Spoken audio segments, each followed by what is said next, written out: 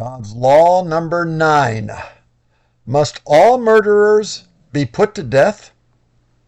Jesus said, Matthew 5:19, do and teach God's law.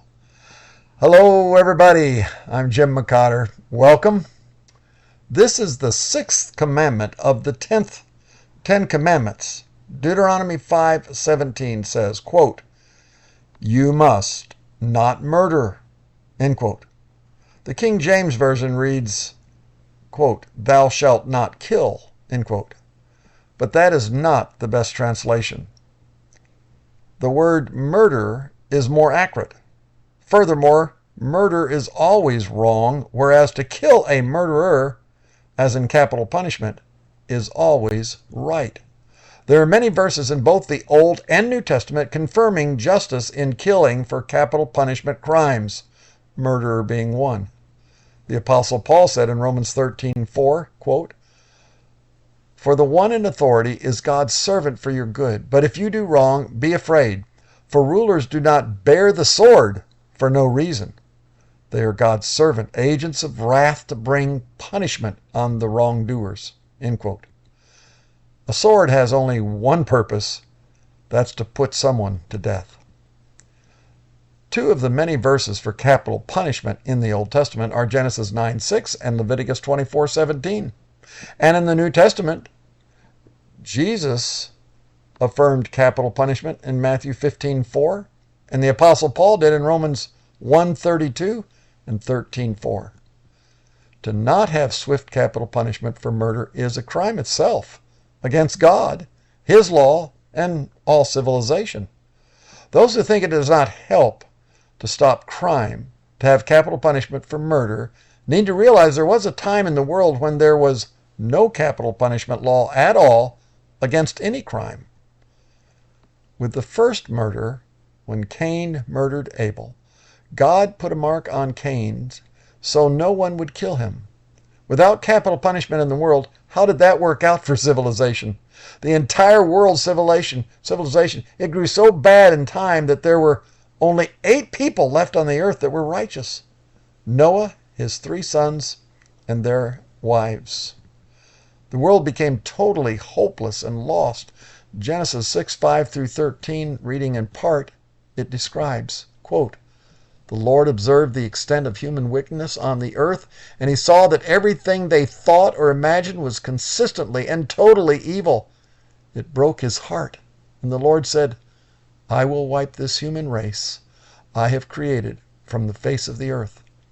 But Noah found favor with the Lord. Noah was a righteous man, the only blameless person living on earth at the time, and he walked in close fellowship with God. Noah was the father of 3 sons, Shem, Ham, and Japheth. Now God saw that the earth had become corrupt and was filled with violence. God observed all this corruption in the world, for everyone on earth was corrupt. So God said to Noah, I've decided to destroy all living creatures, for they have filled the earth with violence, end quote. In Genesis 9, after the flood, and God started all over, God, for the first time, instituted capital punishment for all murder.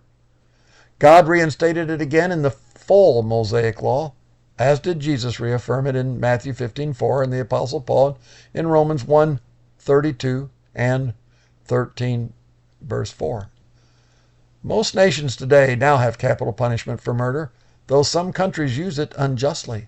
Other nations, like the United States, use it so seldom or so far removed from the time of the crime that it totally sets the heart of murderers to do even more evil. Ecclesiastic 8:11 says, quote, because the sentence against an evil work is not executed speedily, therefore the heart of the sons of men is totally set in them to do more evil, end quote.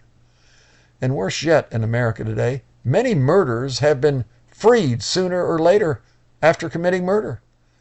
This stupidity promotes more murder. In that sense, judges themselves have become murder accomplices. Years of appeals and technical mishaps trying to free murderers only sets hearts to do more evil. Biblical law says if 2 or 3 witness a murder, That's all that's needed to put the murderer to death. Murderers that walk free commit more crime and usually more murder. How stupid when a mass murder or even individual murder is seen by many witnesses and sometimes by millions on video, but then to be, quote, presumed innocent until proven guilty, end quote. If two or more witnessed the murder, they are already proven guilty. If the witnesses are confirmed, to then have prolonged defense trials after that for the wicked is an abomination with the Lord. Proverbs 17:15 says, quote, he who defends the wicked is an abomination to the Lord, end quote. There should be no exception to have capital punishment for any murderer, not even a plea deal for insanity. For that matter, all murder is insanity. And there should be no exception for a so-called minor of any age who is a murderer.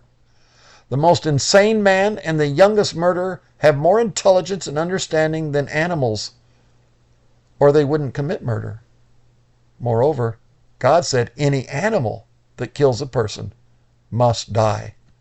Genesis 9:5-6 reads in part, and I will require the blood of anyone who takes another person's life. If a wild animal kills a person, it must die.